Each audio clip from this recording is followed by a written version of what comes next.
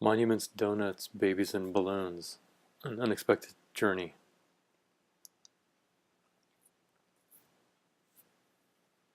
21 years ago, my wife Jenny and I were living in Spain. We were shopping for plates and bowls in this little ceramics town near the French border.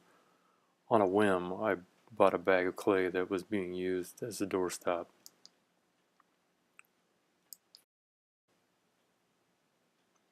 From this little decision, my whole life changed. It expanded. I became an artist. Now I make monuments, busts, babies, and balloons. I never expected this. I'd avoided art. But that day in January 1996, when I sculpted this crude little head, I had this experience that's hard to describe. It was electric. I knew what I wanted to do, and I knew that I would do this.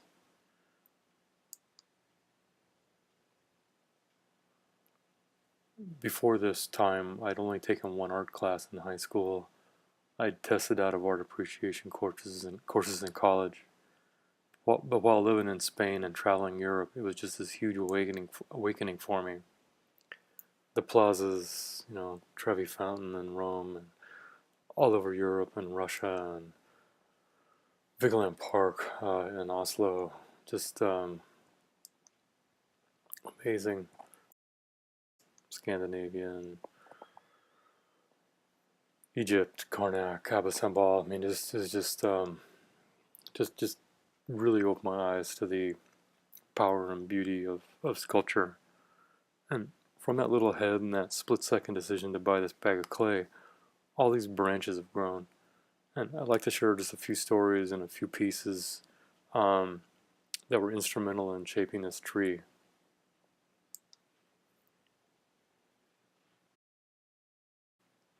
So, coming back from Spain and living in the U.S. in the early O's, it was clear that I needed to develop some skills, and that little hip was pretty terrible.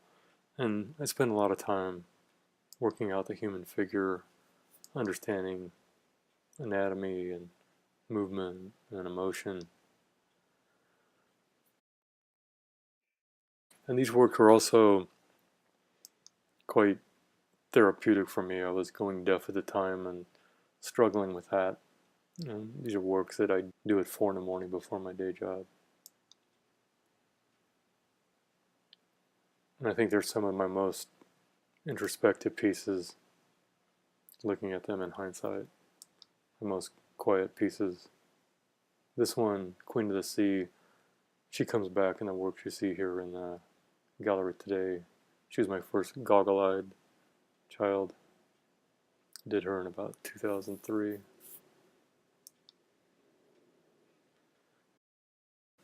So the whole monument branch of my art, this this started with a friend at HP that I knew, whose friend Captain Matt Bancroft died in early 2002, shortly after 9/11. He was in Pakistan serving our country and left behind a young family. And this is the first time I'd ever used this sculpture to really honor someone's life and to tell the story forward about their service or their life or some event. And I really understood how powerful sculpture, especially figurative sculpture, can be in this. Here's the monument to General Cardenas. It was installed a couple years ago at Balboa Park in San Diego. It's stainless and granite, over life size. And the U.S. POW monument at the U.S. National Cemetery here in San Diego. In this one, there are a lot of things I could have chosen to depict, but I believe that you become what you think about and what you're surrounded by, and I could have chosen all these just horrific experiences that might have made some real interesting art to depict. These men went through horrible things, but I chose the moment of their release, their liberation, the hope they all had, and some experienced.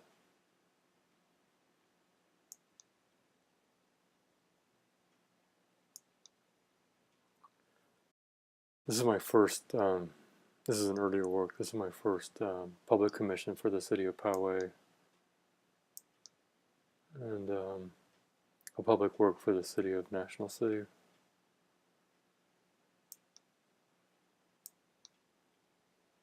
And a strength, faith figure, invitation to faith for the Good Samaritan Foundation of Dayton, Ohio, a hospital there. They have this courtyard for staff and family and patients to meditate. Quiet place. And this is a sculpture that's going to be installed in a few weeks in La Jolla at the Scripps Research Institute. This is Sam Skaggs, a great businessman and even a greater philanthropist.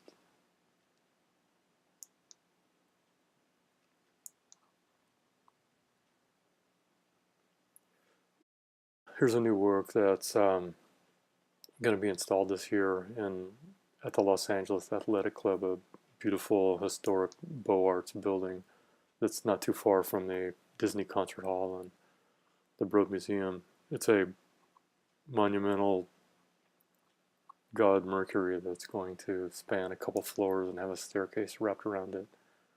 It's not often you have a chance to do something, kind of like a David, and I'm very excited to see this piece get installed.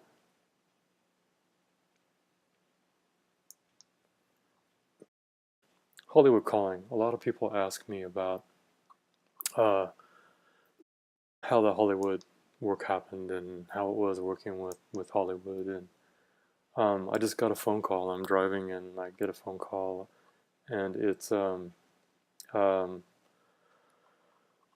they're asking me if I'd like to do some work for the Emmys, and the Emmys had seen my sculpture at a foundry up in Los Angeles, and I said sure. And this is the first one I did, a sculpture of Jim Brooks, James L. Brooks, the creator of The Simpsons and Mary Tyler Moore and Taxi and several, many Emmys and 3 Oscars.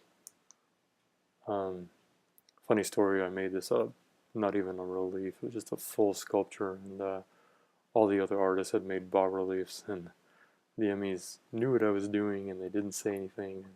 So if you ever see, nobody else did anything but a bas-relief, so if you ever see the Emmys fountain up in Hollywood, mine are the 2 pieces that literally stand out. I must have done something right, because after that they asked me to create a sculpture of Mary Tyler Moore, and she just recently passed away. And for those who know about her, she's such a an icon and beautiful person, actress, and it was quite an honor to not only sculpt their bust of Mary Tyler Moore, but they were actually replacing one that they already had that they weren't happy with. So they entrusted me with that, which I thought was again quite an honor, and quite an honor. This is Vivian Vance, Ethel from Lucille Ball, wearing the dress she wore when Lucy sculpted her in one of her episodes. Ron Howard. Ron Howard, this is a great experience to actually get a chance to work with him a little bit, get his inputs. His wife gave great input, and had a luxury of making some measurements, anatomical measurements, which is a rarity. But as you can imagine, he's very good at giving direction to creative people, and gosh, his insights and how he would like to be depicted were really helpful. It was great. Behind the scenes.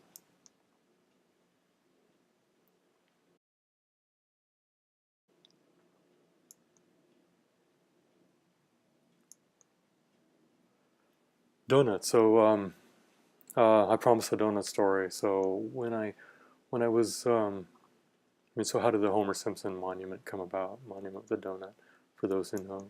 Um, when I did the portrait of Jim Brooks, um, we decided to put a Homer above him on his shoulder, and the I know that everybody in the world knows what Homer Simpson looks like. Probably 90% of the planet really do know that, but and nobody really knows what Jim Brooks looks like. So I figured I couldn't get away with a poorly executed Homer. So I did a head study of Homer Simpson complete, and after I was done, I'd ask them, "Hey, do you want to do something with this?" And they said yeah. So they commissioned me to finish off the sculpture in bronze for their 500th episode party they were going to have.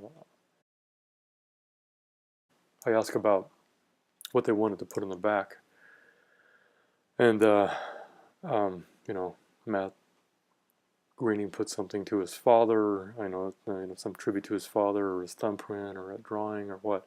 And he said, "No, I want a donut." So, long story short, I was able to convince him to take a bite out of a real donut that they bought, that they thought was Simpson quality, and ship it to me, FedEx, and I successfully life cast that into the Homer Simpson monument.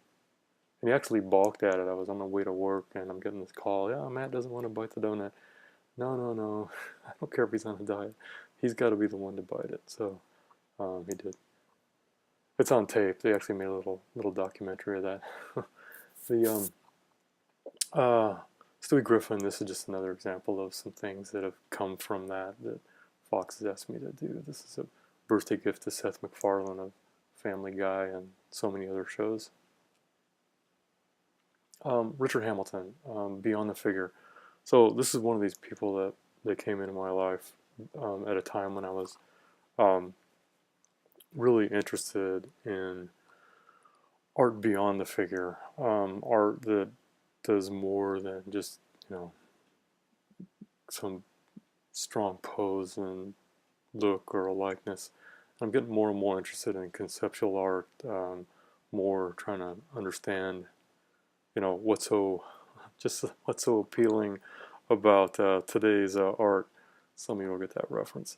And I was working with at HP and working with some museums and conservation institutes at the time, and got connected up with Richard Hamilton on a technical project. And he was the father of pop art. He coined the term. This is his collage from the 50s. His studio was in Oxfordshire in the UK. And it's the first time that I actually met someone that just was a successful artist that I thought was probably threw stuff together and just made these shock art pieces and stuff like that. But he was technical. He could do figurative work. He could do conceptual work. He used references from antiquity and modern day and politics. And I just got this great had this great experience working with him, saying, okay, yeah, there's so much more that I can do with my art than just make a figure, in a pose that's interesting. And hearing the stories of creating the Beatles' White Album, I worked with Duchamp and all that was just pretty amazing. So now the babies and balloons. So how did this happen? The portrait of Peter Farrell. So I was commissioned to sculpt a plaque of the ResMed founder, Dr. Peter Farrell, and he's a brilliant, generous man with a excellent taste in art. Rocher and Baldessar and Becker, and anyway, this great guy, and very. I love working with him, and we created this sculpture meets PowerPoint, out of stainless that they use they have in their training room, and it's got this amazing headquarters. And also did a bust. He's got such a strong face, just amazing face. What really made such a huge difference in my life and my art was that I was really pretty deaf. I mean, all of our conversations were super strained at that point. My hearing had kept eroding. I was down to about 10% speech scores, 9 out of 10 words I'm lip reading or guessing. And Peter is so connected in the medical world. He kept kind of bugging me, like, hey, check into a little closer about cochlear implants. And he connected me up with some people, and I wasn't wanting to do that because it's an irreversible thing, and not everybody has a great outcome. But I decided to do it, and I did it, and it's cyborg hearing, and it's not perfect. I just came out of this fog. I mean, it was just from not being able to have a conversation to having almost normal, it's robot hearing, but almost normal hearing in one ear and be able to do things like this has just been amazing. And my art started, um, I think this had a big impact on my art. I mean, the stuff that I was interested in is puppies and kids and happy stuff. And this is my art. I'm still doing the commission work and things like that. But the stuff is just me, just my own, thoughts and stuff was just coming up with this stuff that I was interested in, just more buoyant, more happy, more, um, you know, balloons, kids, puppies, horse, stuff like that. It was real different, and this is the birth of the buoyant, like things that float and light and kind of sunny stuff, and the goggle-eyed babies come back in this.